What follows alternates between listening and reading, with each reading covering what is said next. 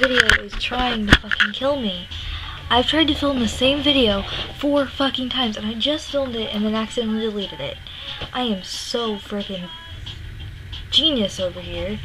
Hi guys, it's Ariel. What I really want to talk to you guys about was not the fact that my camera is fucking retarded, or either that or I am.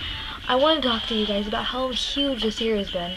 And now that I've already said this, that you guys haven't even seen like 4 times, it's really getting aggravating. So I'm really hoping I don't pull stupid again and do that again. No, so like this year has been huge because I went on an adventure for a month. I lived in another state.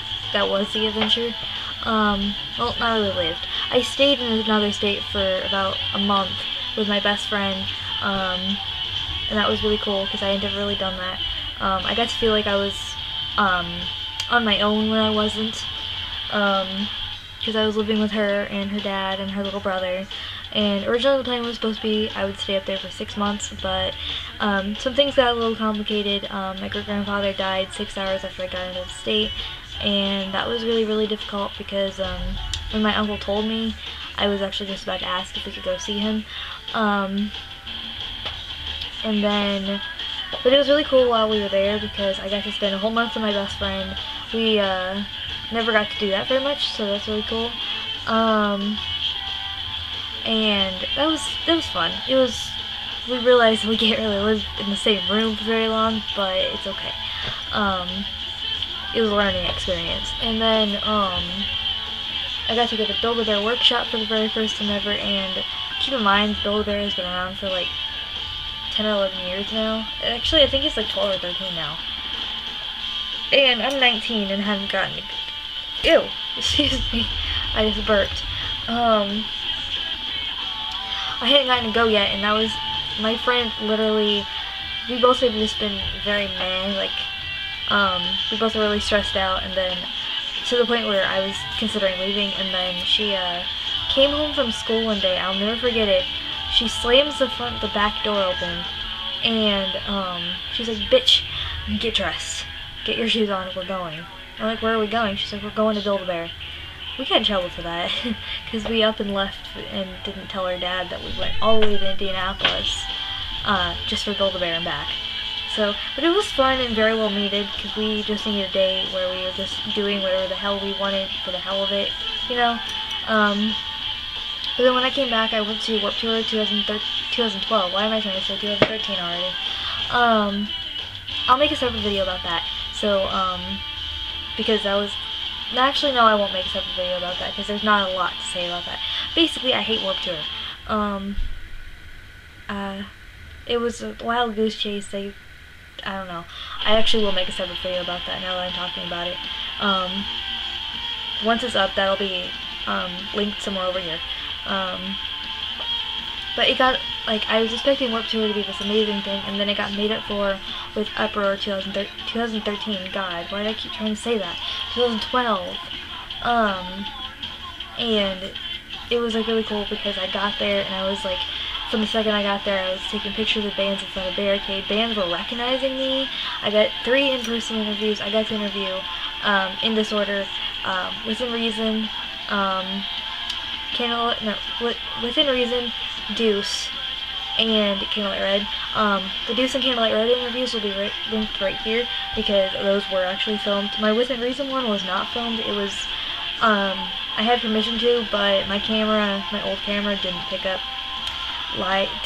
sound well enough that I thought it would be actually heard over the band that was playing, because Fozzy was playing while I was interviewing him, and we were just sitting under the merch tent. So I got to interview Chris Dow, and I feel really bad because I just forgot the bassist's name, and their bassist, who joined the interview later in the conversation. I didn't even know he joined us, and then all of a sudden, I guess this Chris realized that he had joined, because he was like, asked him about one of the questions. That one wasn't filmed, like I said, so that'll be linked in the description box. I also got to start got to start managing a local band, We're All Virus. All the information is in the description box as well. and I've known them for a couple of years, and that was really cool to actually be like, hey, I'm willing to help you. And this year it's been kind of slow, but I really have a lot of faith in them, and I really think if we all work hard enough, we could get them known. Like, I keep telling the drummer Sean that my ultimate goal is to get them on tour one day with Avenged Sevenfold. Every time I say it, he looks at me like I'm stupid, but that's my ultimate goal. I'm not saying it's gonna happen now. I'm not even sure if it's gonna ever happen, but if it ever does, I can look at Sean and be like, dude, you thought this would never happen, and I did, and I did it, and I know that they would never forget that, and I'm really proud of them. And I also got to, with the DEUCE interview at Uproar, I don't know why I jumped back and forth, I'm sorry, I was really nervous to get that. If anybody on Music Equals Life actually remembers me talking about it, I was so nervous because I thought he was going to be like this major asshole, and he wasn't. He wasn't that bad at all. Like, he actually wasn't bad at all. I'm not saying that bad. He was a total sweetheart. Like, he actually said he wanted to do another interview with me.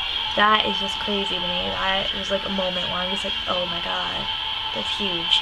And another really huge thing was I didn't get my interview with All Time Low, but I had a photo pass, and their press person, her name's Amber, actually came to me. Like, she didn't come to me about All Time Low, she came to me about, like, Action Item, I think it was. I don't know. It was somebody else that wasn't All Time Low. But regardless, she was coming to me, and as soon as I realized she worked with All Time Low, I was just like, what? Like, that was a moment where I'm just like, I've made it. And I also this year have had David from I Am Mighty Records. They are in the UK. He found me somehow, and he said I came up on a Google search for something completely irrelevant, and he comes to me with new bands like constantly, and I'm baffled to hear that I actually have a fan base enough that I can reach the UK. Like, and that's another thing too. My fan base has grown so much this year. Like, I have 2,580 something fans right now. At least last time I looked, that was how high it was. And I'm like, can't get over that. That's crazy to me. Because at the beginning of this year, I know I had less than 300. I might have had less than 200 even. And it's like, I don't know how I got fans, and I think it's so cool. I also will never forget it. I got to meet my self-proclaimed #1 fan this year, Jamie. She lives in, well, she doesn't live in Orlando. She lives on, like, the outskirts, or a town, like, an hour away from Orlando or something like that. And her stepdad drove her all the way to Fort Lauderdale just to meet me. To see All Time Low and to meet me. But All Time Low was playing a show in Orlando, so she could have gone to that. And I'll never forget it, because she's like a sweetheart. She's badass. I love that kid to death. And she also gave me my first fan gift, which I'll show you right now.